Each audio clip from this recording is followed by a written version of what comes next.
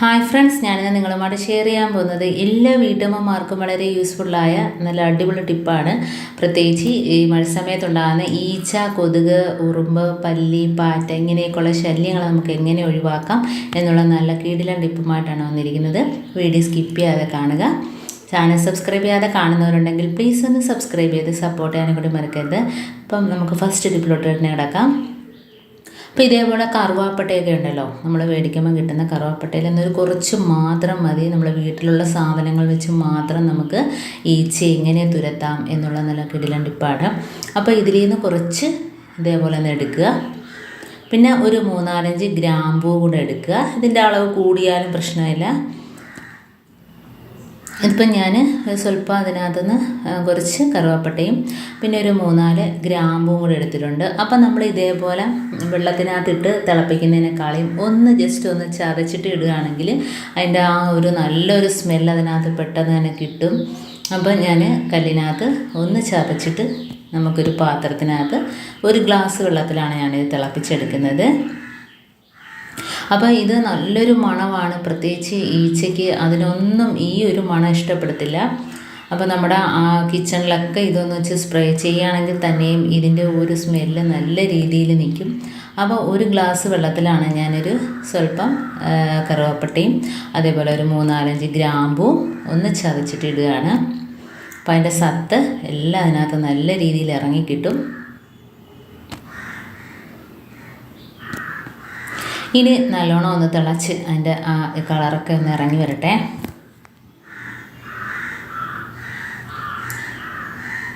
അപ്പം നോണ്ട വെള്ളമൊക്കെ തിളച്ച് വരുന്നുണ്ട്. അപ്പം നല്ല രീതിയിൽ തിളച്ച് ഒന്ന് തണുത്ത് ഇനി നമുക്ക് ഒന്ന് അരിച്ചെടുക്കാം. ഇപ്പം നമ്മൾ കുപ്പിക്കകത്തൊക്കെ ഒഴിച്ചു കൊടുക്കുന്നതുകൊണ്ടാണ് അരിച്ചെടുക്കുന്നത്, അല്ല അതിൻ്റെ ആവശ്യമില്ല. അപ്പോൾ ഇത് തണുത്തതിന് ശേഷം മാത്രം നമുക്ക് ഇതിനകത്തോട്ട് കുറച്ച് ഇതും കൂടെ ഒഴിച്ചു കൊടുക്കാം. അപ്പോൾ കുറച്ച് കംഫോർട്ടും കൂടെ ഒഴിച്ചു കൊടുക്കുകയാണ്.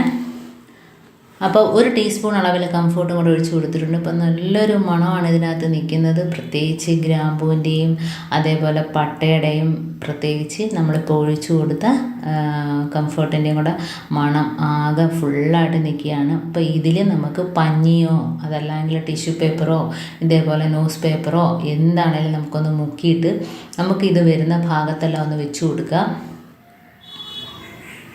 അപ്പോൾ നമ്മുടെ ഗ്യാസ് സ്റ്റോപ്പിന് മുകളിൽ ഇപ്പോൾ രാത്രിയാണ് ഞാനിത് ചെയ്യുന്നത്. അപ്പോൾ ഇതേപോലെ ചെയ്യുകയാണെങ്കിൽ നമ്മൾ രാവിലെ കിച്ചണിൽ വരുമ്പം തന്നെ നല്ലൊരു മണവും, അത് മാത്രമല്ല നമുക്ക് ഒരു ഈച്ചയോ പല്ലിയോ പാറ്റയോ ഒന്നും തന്നെ കിച്ചണിലൊന്നും മേയത്തില്ല. അപ്പോൾ ഇങ്ങനെ വെക്കുമ്പോഴത്തേനും നല്ല ഒരു മണമായിരിക്കും കിച്ചൺ മൊത്തം നിൽക്കുന്നത്. ഇനി നമുക്ക് ബാക്കിയുള്ളത് ഇതേപോലെ ഒരു കുപ്പിക്കകത്താക്കി നമുക്ക് എവിടെയൊക്കെയാണോ നമ്മുടെ ഡൈനിങ് ടേബിൾ ഭക്ഷണം കഴിക്കുന്നിടത്തും ടീപ്പോയിലും ഹാളിലും സോഫ സെറ്റിൻ്റെ സൈഡിലും ഒക്കെ ഇത് വെച്ചൊന്ന് ഒഴിച്ചു കൊടുക്കുക.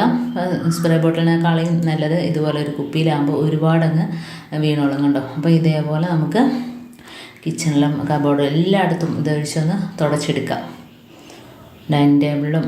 അപ്പം ഒരു ഈച്ച, ഒരു ചെറിയ ഈച്ച ഉണ്ടല്ലോ അതുപോലും വരില്ല.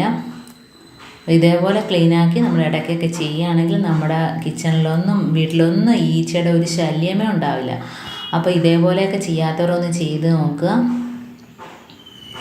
അപ്പോൾ ഇതേപോലെ കുറച്ചങ്ങ് ഒഴിച്ചിട്ടാലും മതി കേട്ടോ. രാത്രി ഇതേപോലെ നമ്മൾ ടൈലിനകത്തൊക്കെ കുറച്ചങ്ങ് ഒഴിച്ചിട്ടാൽ നല്ലൊരു മണവും പ്രത്യേകിച്ച് ആ ഭാഗത്തൊന്നും അയലത്ത് പോലും വരില്ല. അപ്പോൾ അടുത്ത ടിപ്പിലോട്ട് കിടക്കാം. അപ്പോൾ ഇതേപോലെ കഞ്ഞിവെള്ളത്തിനകത്ത് 1 തുള്ളി ഉജാല മാത്രമാണ് ഞാൻ ഒഴിച്ചു കൊടുക്കുന്നത്. എന്നിട്ട് നമ്മുടെ ചായ ഒഴിക്കുന്ന കപ്പുകളൊക്കെ ഉണ്ടല്ലോ അതിനകത്തൊക്കെ നല്ല രീതിയിൽ കറ കാണും. അപ്പോൾ അത് ഇതേപോലെ ഒന്ന് മുക്കി വെക്കുക, ഒരു 10-15 മിനിറ്റ് മുക്കി വയ്ക്കുക. അപ്പോൾ അതിനകത്തുള്ള കേട്ടോ കറ ഞാൻ കാണിച്ചു തരാം. മഞ്ഞ കറ പോലെയൊക്കെ ഇരിക്കുന്നുണ്ടോ. അപ്പോൾ നമ്മളിത് തേക്കാതെ തന്നെ നമ്മളിത് സ്ക്രബ്ബറൊക്കെ വെച്ചിട്ട് ഉരയ്ക്കുമ്പോഴത്തേനും അതിനകത്തൊക്കെ പാട് വീഴും, പോറലൊക്കെ വീഴും. അപ്പോൾ അതൊന്നും ഇല്ലാതിരിക്കണമെങ്കിൽ ഇതേപോലെ കഞ്ഞിവെള്ളത്തിനകത്ത് മുക്കി വെച്ചിട്ട് നമ്മൾ എടുക്കുകയാണെങ്കിൽ നല്ല രീതിയിൽ ഗ്ലാസ്സൊക്കെ ക്ലീനായിട്ട് കിട്ടും. അതിനകത്തുള്ള കറയെല്ലാം പോയിട്ട് നമ്മൾ തേച്ച് ഉരയ്ക്കാതെ തന്നെ കണ്ടോ നല്ല രീതിയിൽ അതിനകത്തുള്ള അഴുക്കും കറയെല്ലാം പോകും. അപ്പോൾ ഇതേപോലെ തന്നെ സ്റ്റീൽ പാത്രങ്ങളും എല്ലാം ഈ കഞ്ഞിവെള്ളത്തിനകത്തിട്ടൊന്ന് മുക്കിയെടുക്കാം. പ്രത്യേകിച്ച് ഉജാലയും കൂടെ ഒഴിച്ചുകൊണ്ട് നല്ലൊരു വെട്ടമായിരിക്കും. എന്നിട്ട് നല്ല രീതിയിൽ കഴുകിയിട്ട് വേണം എടുക്കാൻ. കാരണം പ്രത്യേകിച്ച് ഉജാലയുടെയും കൂടെ ആ ഒരു അംശം അതിനകത്തുള്ളത് കൊണ്ട് നമ്മൾ നല്ല രീതിയിൽ കഴുകിയിട്ടെടുക്കുക.